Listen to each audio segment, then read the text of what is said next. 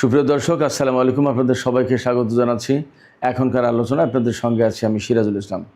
দর্শক, আমেরিকা এবং ইরানের মধ্যে চুক্তি সইয়ের আগে ইসরায়েলের ঝড় বয়ে যাচ্ছে।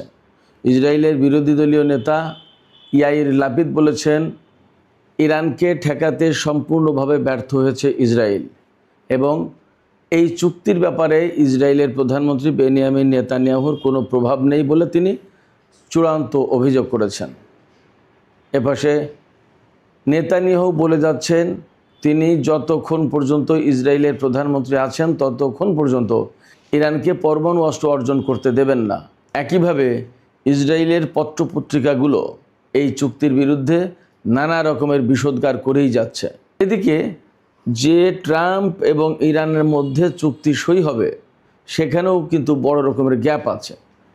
ডোনাল্ড ট্রাম্প গতকাল বলেছেন রোববারের মধ্যেই চুক্তি সই হতে হবে, কিন্তু ইরান বলছে রোববার নয়, কয়েকদিনের ভেতরে চুক্তি সই হবে।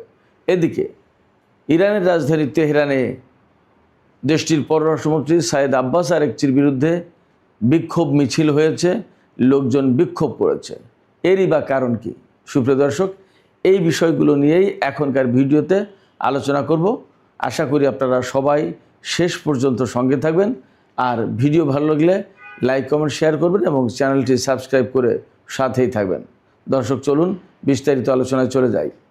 আপনারা সবাই জানেন, ইরান এবং আমেরিকার মধ্যে যে যুদ্ধ সংঘাত চলছে, এই সংঘাত এবং যুদ্ধের মূল উদ্গাতা হিসেবে আমেরিকার রাজনীতিবিদরা, ডেমোক্র্যাট এবং রিপাবলিকান দলের নেতারাও ইসরায়েলকে দায়ী করছেন এবং মোটামুটি সারা বিশ্বের সব মানুষের ভেতরে, প্রায় সব মানুষের ভিতরে পারসেপশনটা, ধারণাটা হচ্ছে ইসরায়েলের উস্কানির চাপ বা মন্ত্রণার কারণে ডোনাল্ড ট্রাম্প ইরানের বিরুদ্ধে এই যুদ্ধ শুরু করেছিলেন। এই যুদ্ধের লক্ষ্য কী ছিল? ইসরায়েলের পক্ষ থেকে এই লক্ষ্য নির্ধারণ করা হয়েছিল, ইরানের সরকার পতন ঘটানো হবে, ইরানের ক্ষেপণাস্ত্র কর্মসূচি একদম বানচাল করে দেওয়া হবে, ধ্বংস করে দেওয়া হবে, ইরানের পরমাণু কর্মসূচি ধ্বংস করে দেওয়া হবে, ইরানের হাতে যে সমৃদ্ধ ইউরেনিয়াম আছে সেগুলো কেড়ে নেওয়া হবে এবং ইরানে তাদের পছন্দের একটা পুতুল সরকার বসানো হবে। এবং এই জন্য ইরানের সাবেক স্বৈরশাসক রেজা শাহের ছেলে রেজা পাহলভি কিন্তু প্রস্তুত ছিলেন।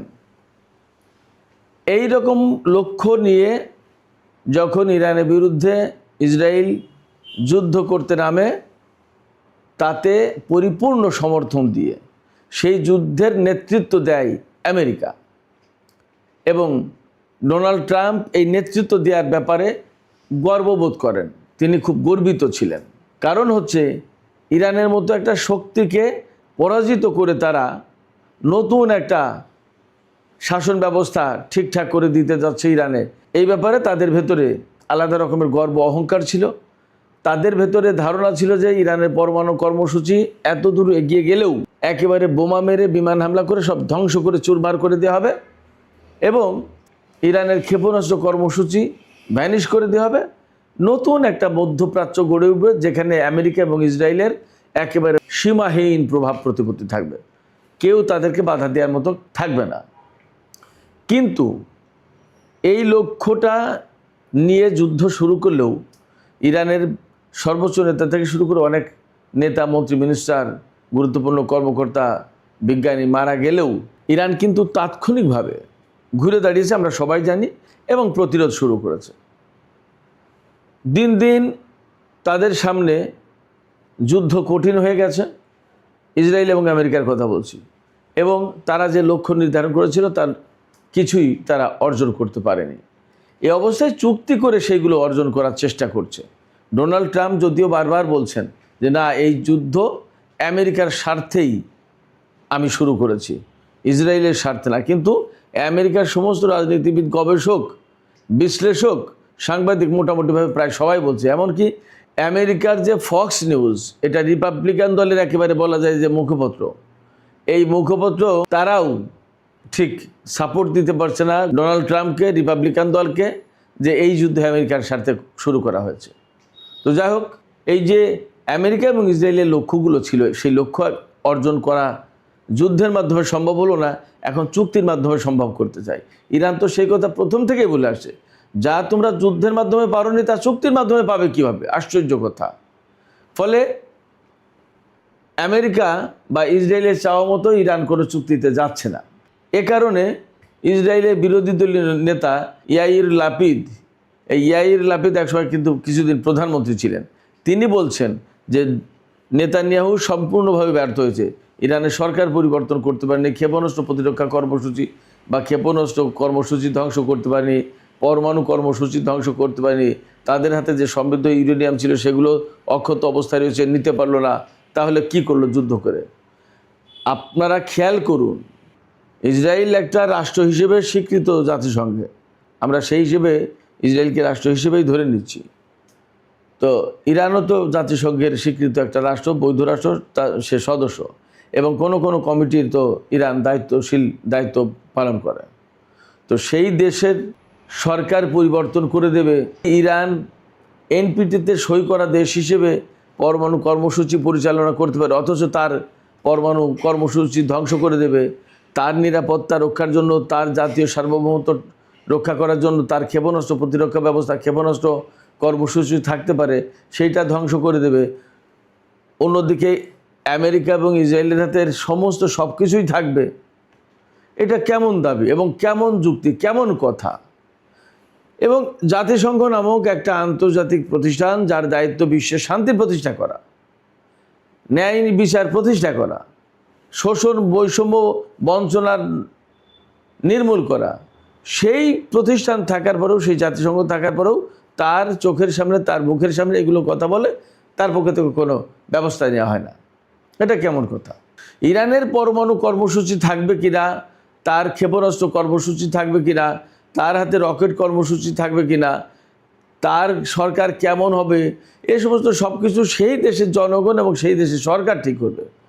কি আমেরিকা ইসরায়েলের কথাই চলবে? আমেরিকা ইসরায়েলের কথাই যদি চলে, তাহলে তো বিশ্বে গণতন্ত্র বলে কিছু থাকবে না, তাদের কথাই উদ্বোস করতে হবে সারা পৃথিবীর মানুষকে। এটা কি যুক্তিযুক্ত কথা হতে পারে? এবং জাতিসংঘ তাহলে থাকার দরকার কি?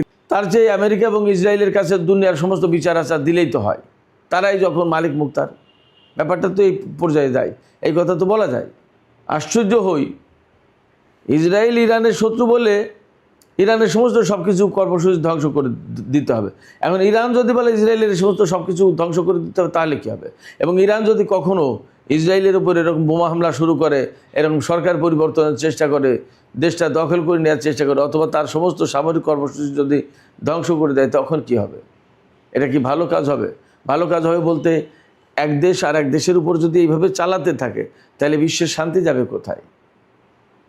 এবং এই রকম কথা বলার অধিকার রাখে কিনা ইসরায়েল বা আমেরিকা, এটাই হলো মূল প্রশ্ন। আবার আমেরিকা ইসরায়েল তারা আলাদা আলাদা রাষ্ট্র, ইরানও তো তেমনি রাষ্ট্র, আরও 10টা রাষ্ট্র, 20টা রাষ্ট্র, আরও 200 রাষ্ট্র আছে আলাদা আলাদা। প্রত্যেকে যার যার মতো করে কর্মসূচি তার জাতীয় স্বাধীনতার সার্বভৌমত্ব রক্ষার জন্য। এ তো আমেরিকা ইসরায়েলকে কর দিয়ে একটা কিছু করতে হবে তা তো না, এটা তো হতে পারে না। এটা তো জঙ্গলের আইন হলো, এটা তো জাতিসংঘের আইন, এটা তো সভ্য সমাজের আইন হতে পারে না। যুদ্ধ করে এত কিছু করে যখন কোনো কিছুতেই হচ্ছে না, মার্কিন রাজনীতিবিদরা খানিকটা বুঝেছেন আমার বিশ্বাস। এই বোঝার পরে নেতানিয়াহুকে খানিকটা মাইনাস করে দিয়ে এই যুদ্ধ থেকে আমেরিকাকে বের করে দিতে চাইছেন, এবং এই জন্য ইরানের সাথে দ্রুত একটা চুক্তি করতে চান। এই জায়গায় ইসরায়েলের মারিফ পত্রিকা, ওয়াইনেট পত্রিকা, জেরুজালেম, বিভিন্ন রকম পত্রিকা এক এক ধরনের কলাম লিখছে, মন্তব্য প্রতিবেদন ছাপাচ্ছে, আরও বিভিন্ন রকমের বক্তব্য বিবৃতি আসছে যে নেতানিয়াহু ইরানের উপর খুব প্রভাব বিস্তার করতে পারলো না, খুব দুঃখজনক। ডোনাল্ড ট্রাম্পের উপর প্রভাব বিস্তার করতে পারলো না, দুঃখজনক। এই চুক্তি ঠেকাতে পারলো না। এই চুক্তি হয়ে গেলে ইরান তার পরমাণু কর্মসূচি আবার নতুন করে নির্মাণ করতে পারবে, তার ক্ষেপণাস্ত্র কর্মসূচি থাকলো, তার সরকার তো সেই ইসলামী সরকারই থাকলো। এই সমস্ত কথা বলছে, কী কান্নাকাটি, কী চেঁচামেচি, তুফান বয়ে যাচ্ছে, ঝড় বয়ে যাচ্ছে ইসরায়েলি গণমাধ্যমে। অদ্ভুত ব্যাপার। একটা স্বাধীন রাষ্ট্র, তার স্বাধীনতা সার্বভৌমত্ব নিয়ে স্বাধীনভাবে বাঁচার কোনো অধিকার নেই। ইসরায়েলের পত্রপত্রিকার বক্তব্য, লেখা, বিশ্লেষণ দেখলে তাই মনে হয়। আমি আবারও প্রশ্ন তুলি, কেমন সমাজ, কেমন কথা, কেমন যুক্তি, এ কেমন মানবতা? এদের কাছে মানবতা প্রত্যাশা করে খুব একটা লাভ আছে বলে তো মনে হচ্ছে না। অথচ আমেরিকা রাত দিন গণতন্ত্রের বুলি আওড়ায়, মানবাধিকারের কথা বলে, আইনের শাসনের কথা বলে। এ কেমন আইনের শাসন, কেমন মানবাধিকার, কেমন গণতন্ত্র? এই যে আমেরিকা ইসরায়েল যুদ্ধটা করলো ইরানের উপরে, তাতে কত মানুষ মারা গেল? তার বেশিরভাগই তো বেসামরিক মানুষ। এই মানুষের জীবনের মূল্য কি, কে দেবে? যেখানে আমাদের দেশে একটা শিশু মারা গেছে, বা এই যে 8 দিন হাসপাতালে শিশু মারা গেল, সেই জায়গায় অনেক জরিমানা করা হচ্ছে, বা কোথাও কোনো অ্যাক্সিডেন্টে যদি কেউ মারা যায়, মামলা করলে বা সমাজে বিচার আচারে জরিমানা দেওয়া হয়। জীবনের মূল্য আছে। এই যে হাজার হাজার মানুষ এরা হত্যা করে ফেলছে, এদের জীবনের কোনো মূল্য নেই। এটা কেমন আইন, কেমন শাসন? যাই হোক, আমেরিকা এবং ইরানের মধ্যে আজকে যে চুক্তি হওয়ার কথা বলে ডোনাল্ড ট্রাম্প দাবি করছেন, ইরান সে ব্যাপারে স্ট্রংলি আপত্তি জানিয়েছে যে রোববারে চুক্তি হবে এমন কোনো কথা নেই, কয়েকদিনের ভেতরে চুক্তি হবে। আর ডোনাল্ড ট্রাম্প বলছে আজকের ভেতরেই চুক্তি হবে, এবং তিনি আবার হুমকিও দিচ্ছেন। এখানে আরও মেজর কিছু ব্যাপার রয়েছে, যেমন মতপার্থক্য। আমেরিকা বলছে চুক্তি হওয়ার সাথে সাথে হরমুজ প্রণালী একদম পুরোপুরি খুলে দিতে হবে সবার জন্য। আবার ইরানের পরমাণু কর্মসূচির ব্যাপারে মারাত্মক রকমের সীমাবদ্ধতা আরোপ করবে, এবং ইরানের হাতে যে সমৃদ্ধ ইউরেনিয়াম আছে সেইগুলো আমেরিকা নিয়ে ধ্বংস করে ফেলবে। কিন্তু ইরান বলছে না, কথাটা তা না। প্রাথমিক চুক্তি হচ্ছে সকল ফ্রন্টে যুদ্ধ বন্ধ করা এবং হরমুজ প্রণালী থেকে আমেরিকার ব্লকেট তুলে নেওয়া, ইরানের কিছু জব্দ করা বৈদেশিক সম্পদ ছাড় দেওয়া, ইরানের উপর থেকে নিষেধাজ্ঞা শিথিল করা। এইগুলো দ্বিতীয় ফেজে যে আলোচনা হবে, সেখানে গিয়ে আলোচনা হবে পরমাণু কর্মসূচির মতো জটিল বিষয় নিয়ে। তো সেই জায়গায় আমেরিকা যদি দাবি করে একরকম আর ইরান যদি দাবি করে আর এক রকম, তাহলে চুক্তি হবে কী করে? এই প্রশ্ন কিন্তু থেকে যাচ্ছে। এদিকে গতকাল যখন চুক্তির কথা মোটামুটি অনেক বেশি ছড়িয়ে পড়েছে, তখন ইরানে দেশটির পররাষ্ট্রমন্ত্রী সাইদ আব্বাস আরাকচির বিরুদ্ধে বিক্ষোভ মিছিল হয়েছে। জনগণ, বেশ কিছু সংখ্যক লোক ইরানে বিক্ষোভ মিছিল করেছে। তাদের দাবি যে আমেরিকার সাথে ইসরায়েলের সাথে কোনো চুক্তি হতে পারে না, কারণ তারা আমাদের সর্বোচ্চ নেতাকে হত্যা করেছে, ইরানের বহু সংখ্যক মানুষ হত্যা করেছে, শিশু নারী হত্যা করেছে, স্কুল গোয়িং ছাত্রীদেরকে হত্যা করেছে, বহু প্রতিষ্ঠান ধ্বংস করেছে, এবং সর্বোচ্চ নেতা থেকে শুরু করে সরকারের গুরুত্বপূর্ণ মন্ত্রী, মিনিস্টার, কর্মকর্তা, বিজ্ঞানী তাদেরকে হত্যা করেছে। অতএব আমেরিকা ইসরায়েলের বিরুদ্ধে প্রতিশোধ নিতে হবে, কোনো চুক্তি হবে না। তাদের কথা হচ্ছে এই। সেক্ষেত্রে ইরান সরকার চাইলেই যেই চুক্তি করে ফেলতে পারবে মনে হচ্ছে তাও না। দেখা যাক কী হয়। তো আমার কাছে মনে হচ্ছে যে এই চুক্তি আজই সই হচ্ছে না, এই নিয়ে সময় লাগবে। ডোনাল্ড ট্রাম্প কিন্তু কালকে আবার হুমকি দিয়েছেন। এই হুমকিটাকেও ইরান কিভাবে দেখবে সেটা একটা গুরুত্বপূর্ণ ব্যাপার। তো সুপ্রিয় দর্শক, এখনকার আলোচনা এখানে শেষ করতে চাইছি।